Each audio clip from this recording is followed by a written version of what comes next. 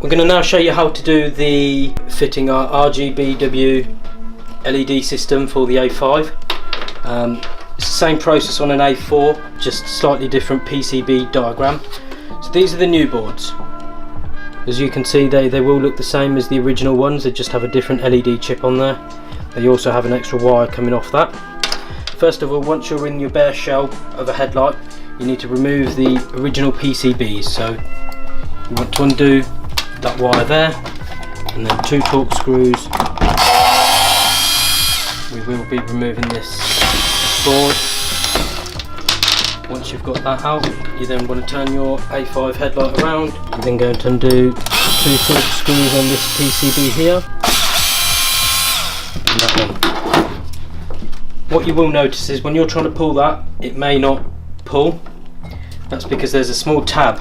You want to put your finger through there and you want to find that small tab. You'll feel it with your finger, and that is what you are left with. We won't need the headlight for a bit.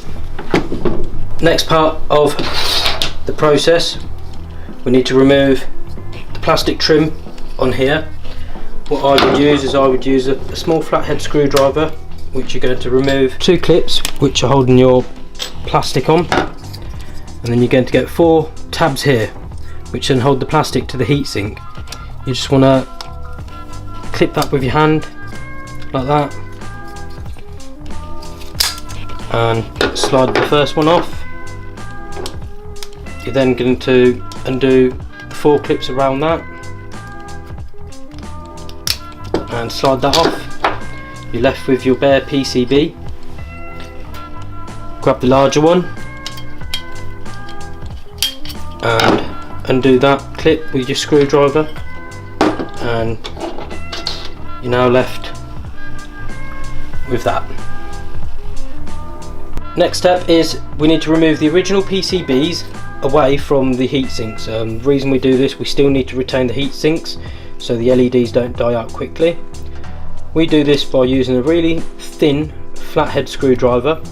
What you want to do is you want to grab your screwdriver and pass it in underneath one of the corners, and then literally get enough in there to get a larger screwdriver in. Them 2 small tabs there, that's what's holding the heatsink down, and you just want to turn the screwdriver around, twist it, and that will come away. The larger board, what we do is we get the screwdriver into the side there and we just turn it like that both ways, just to make room for us to get our screwdriver in. And then once you've got enough room there, you're just going to twist the screwdriver both, and you are going to remove the heatsink. Once you've got the LED boards off, you will see that there's a residue left on each of the heat sinks. We just use a Scotch pad just to clean that down, get all of that off there, just so there's a nice clean surface for when we're going to glue the new LEDs back on to these. We've cleaned up all the heat sinks, we've taken off all the old glue residue, and we are ready to go. The new glue that we're going to use is JB Quick. This can be bought from any hardware store, online, eBay, Amazon. Make sure it is the JB Quick 2-part. Usually around £7. If it's in dollars, around $8, $9, so it's not expensive stuff. Really easy to use. You just mix up a bit on a board, 2-part. You put a small drop on each part of the heatsink, so one at the top, one at the bottom, which we're going to show you now.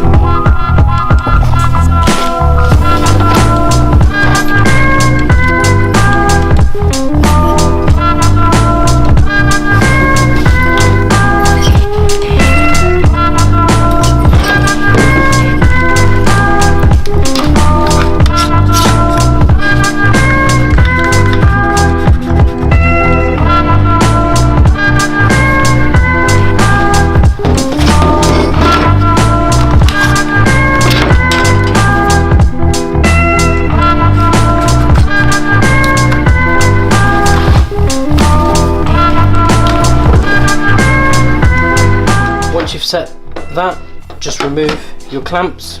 I let that dry for around 12 minutes there. You will see that I've only glued one on. The reason I've not done both is on an A5, if you was to then glue that on, there is no way of actually attaching this back on to your headlight. So next step is, once the first part is dry, you want to clip this holder back on. You need to push down on that on both sides.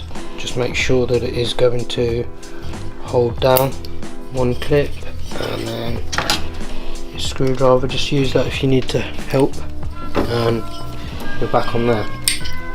And then going to grab your headlight, and you need to feed the smaller board through the headlight, including the wiring, and then just tuck the heatsink back on and screw that back on there. Your next step is going to be gluing a smaller board to the heatsink, but before you do that, you do need to put the plastic clips back on. If you don't put the plastic holders back on, there's no way you're going to get them on after you have glued down the boards. So first of all, you need the larger one of the two. That's going to go on first. That's just going to tuck around both wires like that, and then you're going to put the second one on, and again that's going to tuck around that. And then the same process as the first, mix your glue up, a few dabs on there, stick it down, 10 minutes to dry. Right, so back again after another 12 minutes, that one has now dried fully. What we then want to do is we want to start to reassemble the plastic trims and the holders that hold all of this into place. So you just want to sort of go around there, make sure no wires are catching, and then again with the top one, clip that on there like that. Don't forget to put your lock pins back down into that. They both go in the designated area, and we are done. What you then want to do is, this will then screw back into its holder where you took it from before, but before we screw that back down, we're now going to have to do the wiring, which we're now going to show you where the driver boxes go. Now, wiring the DRL boards, obviously what we need to do is work out what goes where. So that's your driver box. Without this driver, the new DRL system will not work.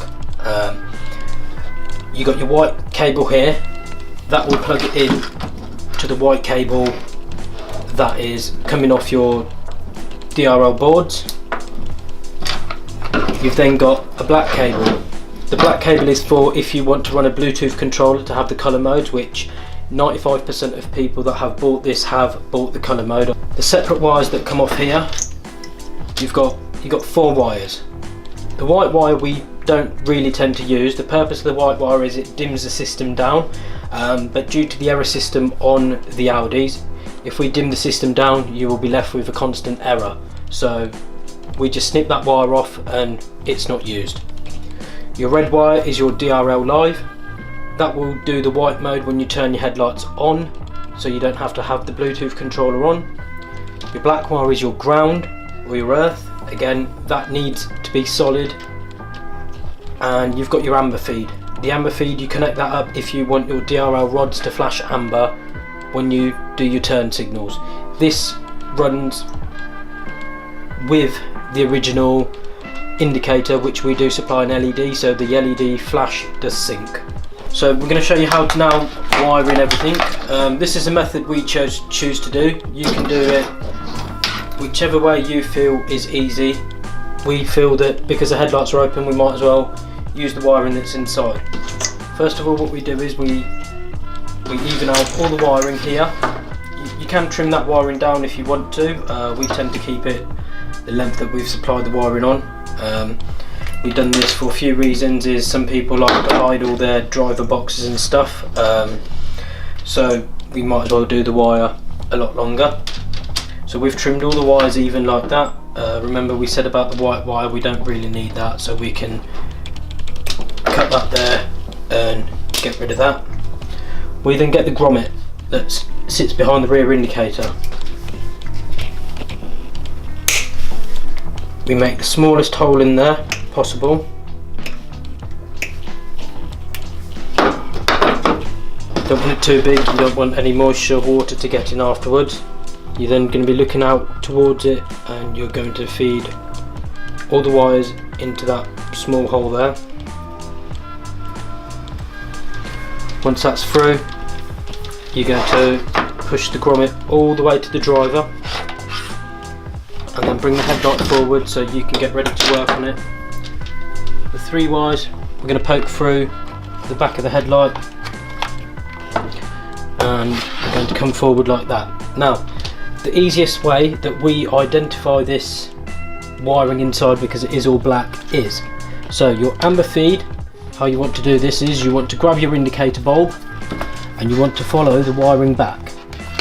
Now you will see that there's 2 feeds. You'll get one feed, which is your ground, will go to a heat shrinked wire with a few other wires connected to it there. You've then got your live feed, which then goes to pin number 9, which is on its own. Now, to get the numbers of each individual connector, they are labelled on the plastic. If you look very, very closely, they are numbered. In the instruction card inside your box, they are the pinouts will be numbered there. So you want to go amber is pin number 9. You want to take the ground, which is the opposite of pin number 9, and then your red wire is going to go for pin number 10, which is the top one of an A5 headlight.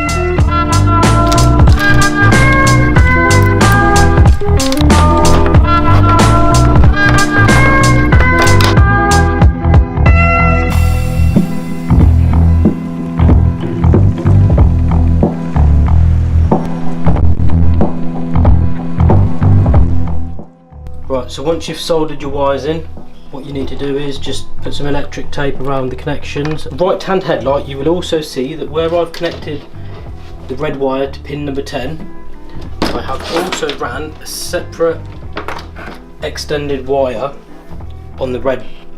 The reason we've done this is so on the right hand headlight you will need to run your resistor.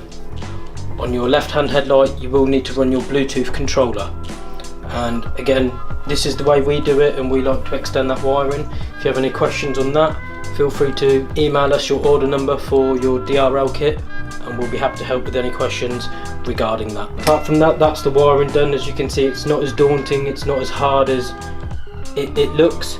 Once you're in there and you know where you're going with it, everything's simple. Before you go, please make sure that you do buy our LED indicators.